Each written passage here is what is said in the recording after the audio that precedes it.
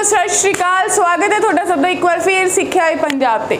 आज ਅਸੀਂ बहुत ही इंपॉर्टेंट टॉपिक पढ़ने वाले हैं। ਕਿਹੜਾ टॉपिक है जी? Representation of complex number. इस तो पहला ਅਸੀਂ पढ़ चुके कि कॉम्पलैक्स नंबर हुंदा क्या है। मैनूं उसकी लोड़ ही क्यों पई?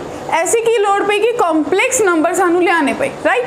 उस तो बाद ਅਸੀਂ पढ़िया कि ਕਿਹੜੇ ऑपरेशन कॉम्पलैक्स नंबर ते लगदा है। तो मोस्ट इंपॉर्टेंट हुणी लास्ट सैशन में जो असी गल की सी, असी स्केयर रूट कढ़ना सीखा सी ते स्केयर रूट कढ़न लई असी बहुत ही जबरदस्त ट्रिक भी सीखा सी। अज असी पढ़ांगे representation of a complex number. एक कॉम्पलैक्स नंबर नूं किवें रिप्रजेंट किया जाता है, क्योंकि हालांकि असी कह रहे कि कॉम्पलैक्स है।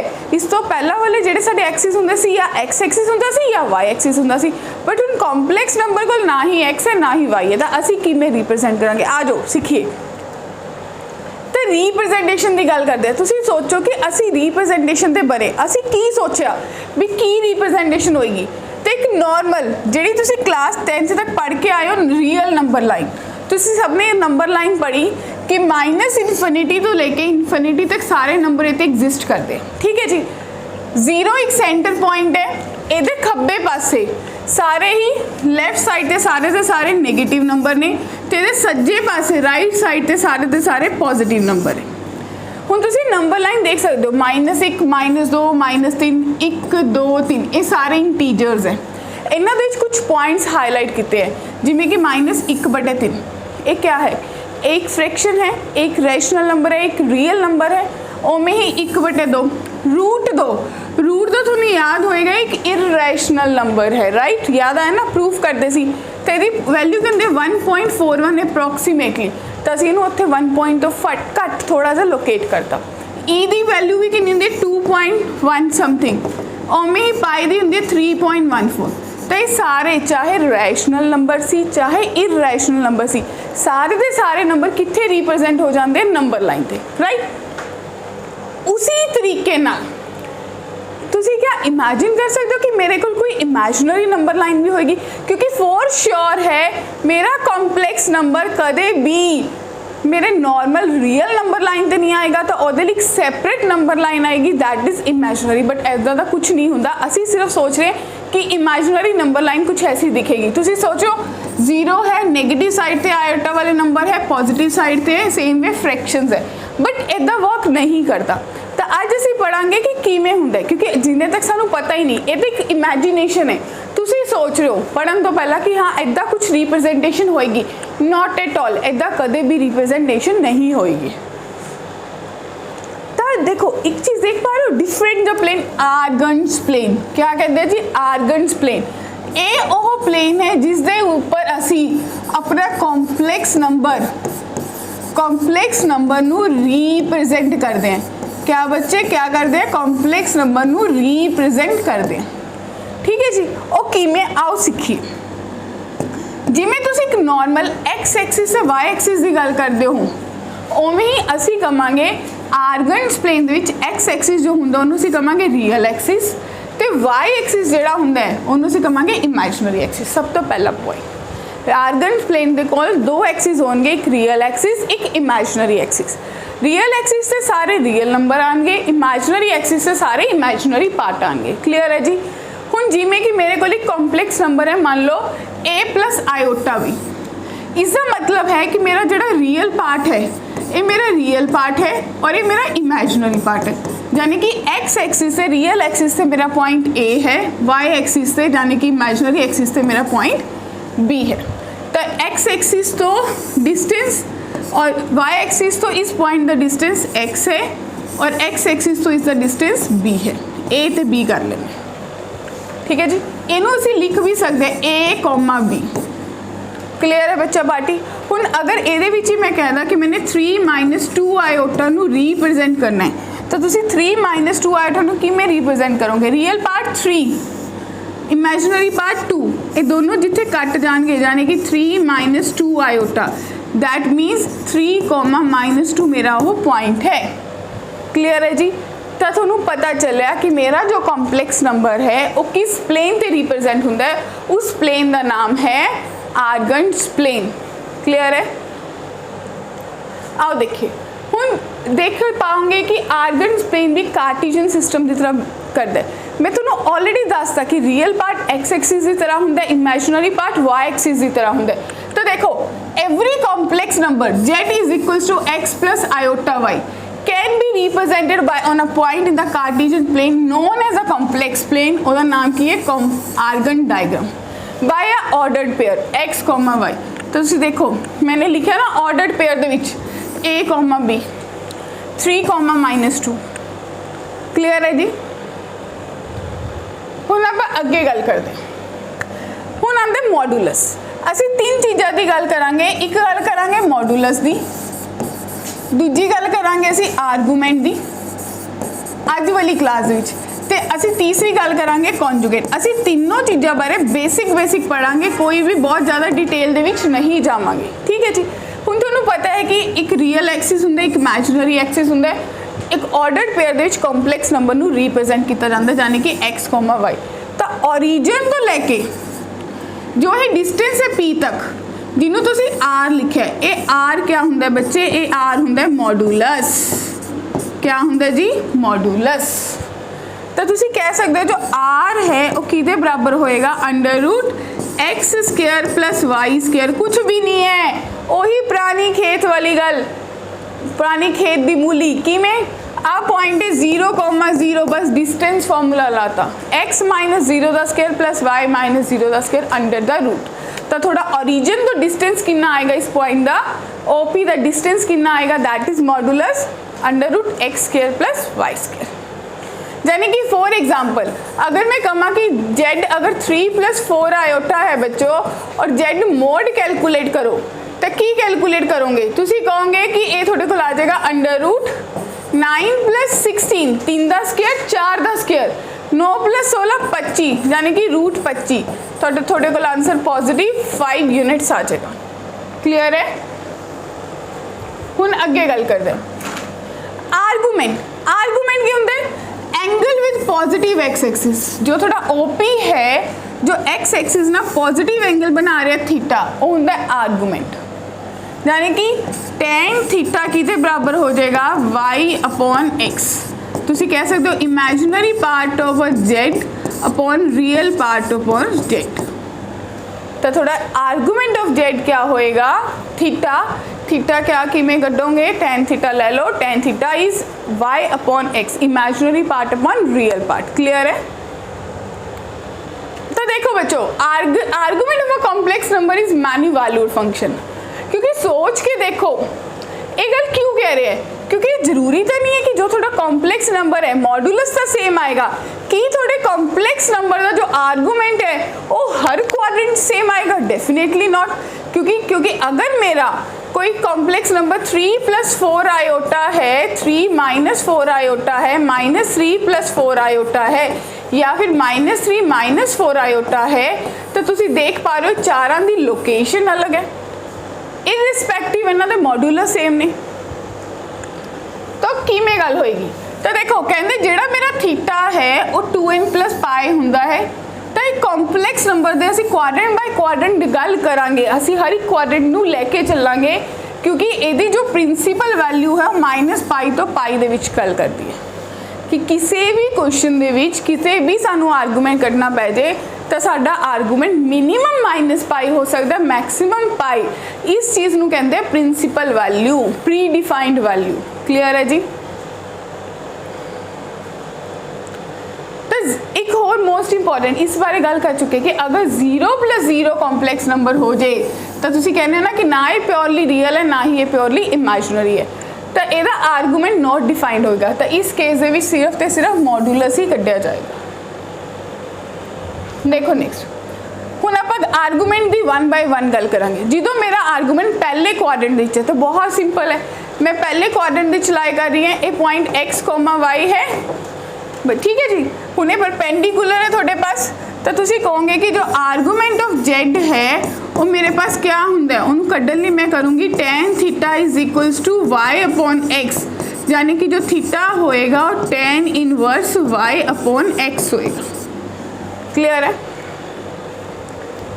दूसरा जो मैं दूसरे क्वाड्रेंट चलेगी, देखो ये फर्स्ट क्वाड्रेंट है, ये सेकंड क्वाड्रेंट है, हुण मेरा एंगल सैकेंड क्वाड्रेंट च लाई कर रहा है, एक्स एक्सिस ना थीटा बना रहे हैं, नेगेटिव एक्स एक्सिस ना अल्फा बना रहे हैं, यानी कि थीटा प्लस अल्फा पाई दे बराबर है बच्चों। मैंने चाहिए की है थीटा, तो थीटा की जो वैल्यू है वो पाई माइनस अल्फा हो जाएगी। तो तुसी कह सकते हो कि थोड़े पास जो एंगल है, जो वैल्यू आएगी वो टेन अल्फा की कढ़ लोगे तो थीटा कढ़ लोगे जी। टेन अल्फा थोड़े को आ जाएगा वाई अपॉन एक्स, तो तुसी कहोगे कि जो मेरा थीटा है, थीटा आर्गूमेंट ऑफ जेड, वो pi minus tan inverse y upon x आएगा। क्लियर है डियर? बोलो एक क्यों फर्क पिया? क्योंकि तुसी सोच के देखो, क्या सोचोगे, एक बार दिमाग दौड़ाओ कि मेरे पास tan inverse y upon x होना तो tan inverse y upon minus x होना, क्या ये दोनों सेम होंगे? डेफिनेटली नहीं। वैल्यू जो चाहे मॉडुलस लेके सेम कर लो, एंगल चाहे सेम सोच लो, बट क्वाड्रेंट की में शो करोगे, क्वाड्रेंट तो थोड़ा एग्जैक्ट की में पता चलेगा, वो एंगल तो ही पता चलेगा। क्लियर है? क्योंकि या तो एक्स नेगेटिव शो हो रहा है, लेकिन थीटा आर्गूमेंट ਦੇ ਤੁਸੀਂ कहता मॉडुलस ले लो, तो उस चीज़ ਨੂੰ शो करने ਲਈ कि मैं किस क्वाड्रेंट ਦੇ ਵਿੱਚ, मैं पहले चाहे मैं दूजे चाहे मैं तीजे चाहे या चौथे चाहे, उस चीज़ ਨੂੰ शो करने ਲਈ मैनू क्या करना पएगा माय डियर स्टूडेंट्स? मैनू क्वाड्रेंट लेना पएगा, मैनू एंगल ਨੂੰ माइनस या प्लस मतलब प्रिंसीपल वैल्यू च जाना पएगा। क्लियर है? हुण तुसीं आगे थर्ड क्वाड्रेंट, बहुत सिंपल है। सैकेंड क्वाड्रेंट याद है पाई माइनस अल्फा कितना सी, तो जो तुम थर्ड क्वाड्रेंट च आ गए एदा ही नेगेटिव कर लो, यानी कि minus of pi minus alpha कर लो, तो बच्चे minus pi plus alpha angle बन जाऊगा। तो तुम कह सकते हो थोड़े को minus pi plus tan inverse y upon x बनेगा। हाँ जी। फिर फोर्थ, पहले क्वाड्रेंट थीटा सी, दूजे क्वाड्रेंट माइनस थीटा हो गया, यानी कि minus tan inverse y upon x and the question is finished. Clear है जी? एक कॉन्जुगेट, कॉन्जुगेट तो पहला असी एक बार रीकैप कर लिए। तुसी चार क्वाड्रेंट पढ़िया, पहला क्वाड्रेंट, दूसरा क्वाड्रेंट, तीसरा क्वाड्रेंट, चौथा क्वाड्रेंट। पहले क्वाड्रेंट x ते y दोनों पॉजिटिव, दूसरे दे विच x नेगेटिव y पॉजिटिव, तीसरे दे विच x negative y negative and the चौथे दे विच x पॉजिटिव y नेगेटिव। ठीक है जी। तो पहले दे विच जो थोड़ा एंगल बनेगा बच्चों, और थोड़े पास क्या बनया, पहले दे विच तुसी क्या कि tan inverse y upon x आया, दूसरे दे विच pi minus tan inverse y upon x आया, तीसरे दे विच minus pi plus tan inverse y upon x आया। ठीक है जी। एंड द चौथे दे विच minus tan inverse y upon x आया। क्या गल क्लियर है? हुण कॉन्जुगेट, कॉन्जुगेट क्या होंदा है? याद करो जो डिवीजन पढ़ी सी लैक्चर नंबर 2 दे विच, किस बारे गल कीती सी? डिवाइड करना। तुसी सीखिया सी ना कि अगर 1/3 + 2 आयोटा है तो नीचे आयोटा पसंद नहीं है, तो मैंने कैसे आयोटा का साइन चेंज कर लो। तो मैं भी क्या सी कि इनू अगे जाके डिस्कस करांगे। इस साइन चेंज करना यानी कि only change in sign of imaginary part, imaginary part, तो उस चीज़ ਨੂੰ क्या कहने हैं, जो ये चीज़ अकर होंगी है इनू तुसी कहने हो कि conjugate of a complex number.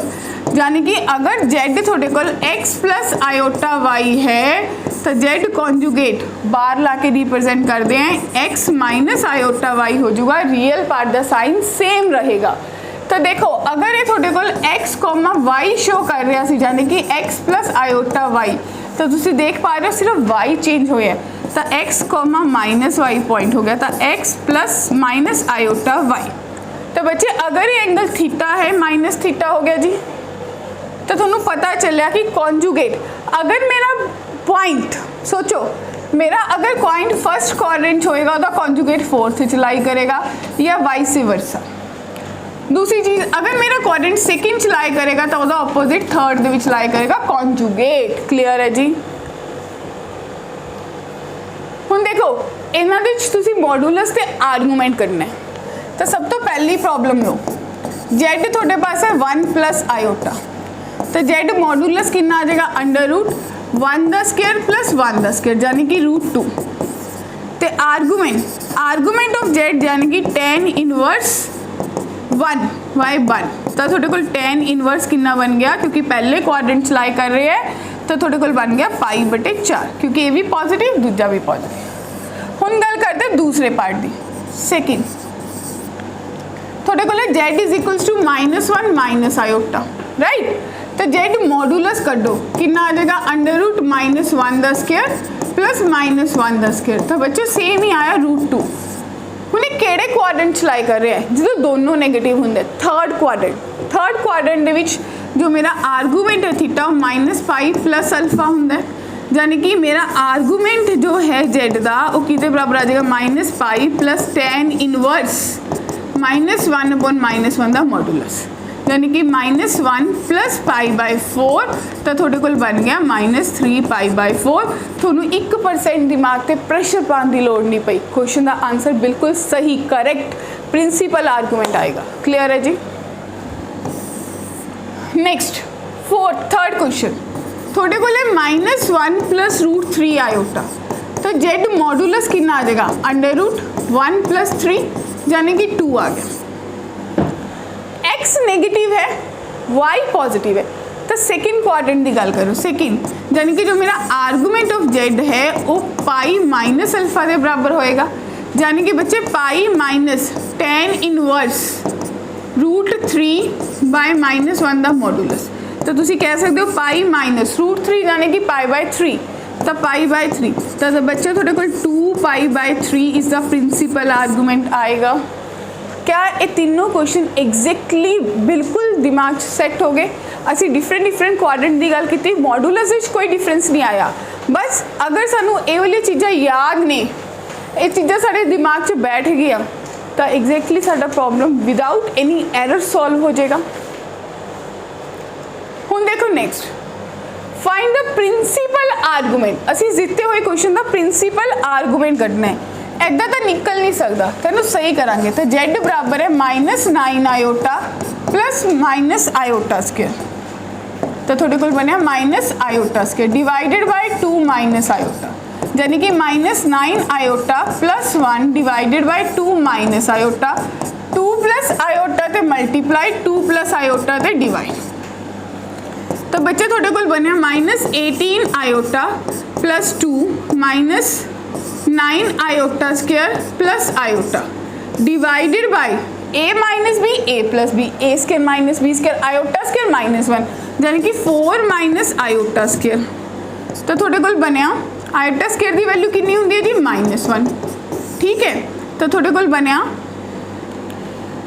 -17 iota iota square -1 2 3 11 divided by 5 यानी कि 11/5 -17/5 आयोटा थोड़े पास आ गया। हुण तुसीं इहदा करना principal argument x positive y negative x positive y negative जाने कि तुसीं किहड़े क्वाड्रेंट दे विचों फोर्थ क्वाड्रेंट दे विचों तो जो बच्चा तुसीं फोर्थ क्वाड्रेंट दे विचों तो तुहानूं स्ट्राइक करेगा जो मेरा थीटा है वो माइनस अल्फा के बराबर हुंदा यानी कि -tan इनवर्स किहदे बराबर होएगा y यानी कि 17/5 डिवाइडेड बाय 11/5 तो थोड़े को आ गया -tan इनवर्स 17/11 तो इस दिते हुए क्वेश्चन का आंसर है -tan इनवर्स 17/11। तो पता चलिए क्वेश्चन किमें भी पूछा जा सकता है मैनू किमें भी पूछा जा सकता है कि किदो प्रिंसीपल आर्गूमेंट किमें निकलेगा उसका मॉडुलस कितना होएगा। ठीक है जी हुण अगे गल करते हैं। हुण मेरे पास एक क्वेश्चन है z square plus z mod is equals to 0 इनू किमें सॉल्व करांगे। ऐसा क्वेश्चन सॉल्व करने लिए तुसीं करना क्या है मान लो z जो है x प्लस आयोटा y के बराबर है मान लो z जो है x प्लस आयोटा y के बराबर है तो x प्लस आयोटा y दा whole square plus under root x plus iota y दा मॉडुलस इक्वल्स टू 0 तो थोड़े को बनेगा x square minus y square plus 2xy iota plus under root x square plus y square is equals to 0। Real part इकट्ठे कर लो complex imaginary इकट्ठे कर लो यानी कि x square minus y square plus under root x square plus y square plus 2xy iota is equals to 0। It means या तो x square minus y square plus under root x square plus y square, real part 0 होएगा या फिर imaginary part 0 होएगा। Imaginary तो सीधा पता चलिया या x 0 है या y 0। तो बच्चों ऐसा क्वेश्चन सॉल्व करने लिए सानू केस बनाने पैंदे हैं। वो किवें बननगे? केस 1 मान लो x 0 है, जो x 0 है पहली इक्वेशन च जाओ तो थोड़े कोल बनया minus y square plus under root y square is equals to 0, यानी कि माइनस वाई स्क्र थोड़े कोल अंडर रूट चो बाहर आया plus minus y is equals to 0। जिसनों सॉल्व करोगे तो माइनस वाई कॉमन कट लो तो थोड़े कोल y plus minus 1 equals to 0 बने। इट मीन्स y की वैल्यू या तो 0 आएगी या 1 आएगी या माइनस 1 आएगी। क्लियर है? तो थोड़े को 3 कॉम्प्लेक्स नंबर बने, केड़े केड़े?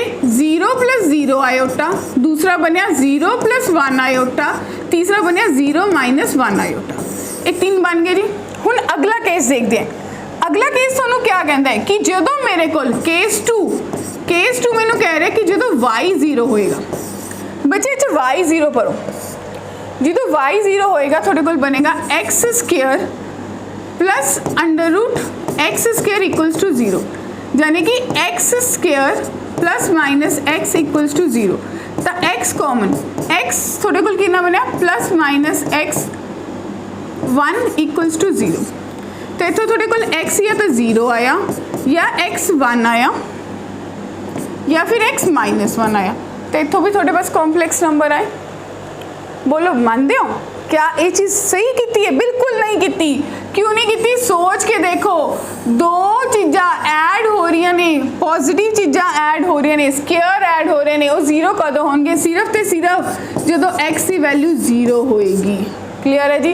तो देयरफॉर इस क्वेश्चन का जो फाइनल आंसर है वो थोड़े को क्या बनया माय डियर स्टूडेंट्स? वो थोड़े को बनया कि या तो 0 प्लस 0 आयोटा होएगा माइनस आयोटा होएगा। तो ये इक्वेशन दे सही सॉल्यूशंस बननगे। इस चीज़ से फोकस करना है कि एग्जैक्टली कि कदों y 0 होएगा। इट मीन्स जो y 0 है तो x दो चीज़ों का सम 0 होया और दोनों पॉजिटिव है। दो पॉजिटिव नंबर का 0 होने का मतलब है दोनों वो नंबर ही 0 होएगा, अदरवाइज पॉसिबल ही नहीं है। तो एडिशन 0 होने का मतलब है नंबर खुद 0, तो थोड़े को 0 आ गया। ठीक है जी? तो ये असीं कुछ गल की अज किदे बारे? रिप्रजेंटेशन बारे कि असीं अपना कॉम्प्लैक्स नंबर नूं किवें रिप्रजेंट कर सकते। किवें कर सकते जी? आर्गेंट्स प्लेन से साढ़े पास दो एक्सिस होंगे, रियल ते इमेजिनरी। क्लियर है? उस तो बाद तुसीं पढ़िया मॉड्यूलस क्या होंदा है, आर्गूमेंट क्या होंदा है, प्रिंसिपल आर्गूमेंट क्या होंदा है, चारों क्वाड्रेंट्स किवें गल करांगे। एंड द लास्ट वन तुसीं गल की कॉन्जुगेट बारे, उहदे बारे से कुछ प्रॉब्लम सॉल्व कीतिया। फिर मिलांगे अगले सैशन दे विच, उहदे विच असीं इहनूं होर कंटिन्यू करांगे, इहदी प्रॉपर्टीज़ बारे पढ़ांगे। तद तक लिए इहदे बेसिस सॉल्विंग करो। एंड जिन्होंने हाले तक सबसक्राइब नहीं किया फटाफट बेल आइकन पे क्लिक कर दो, सब्सक्राइब कर दो। And my dear students, like share subscribe तो बनता है ना यार।